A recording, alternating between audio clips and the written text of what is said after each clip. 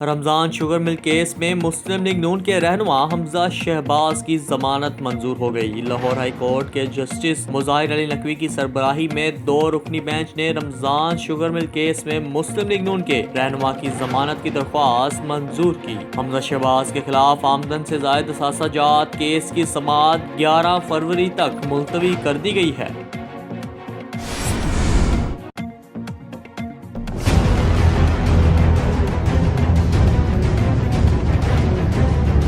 Major general Asif Ghafoor की गाड़ी को मोटरवे पर हादसा। वफाकी वजीर फवाद चौधरी ने मेजर जनरल आसिफ गफूर की गाड़ी को हादसा पेश आने और उनकी खैरियत से होने की तस्दीक की। इस हवाले से फवाद चौधरी ने ट्वीट करते हुए बताया कि अल्लाह के करम से वो और इनकी अहलिया दोनों खैरियत से हैं।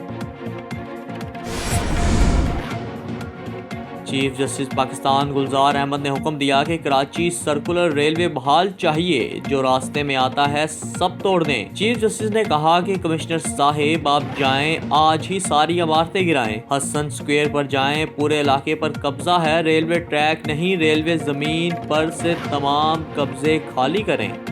अगर आपने अभी तक हमारा चैनल सब्सक्राइब नहीं किया तो अभी सब्सक्राइब करें और बेल आइकॉन को क्लिक करके हमारी लेटेस्ट वीडियोस के बारे में अपडेट जानें।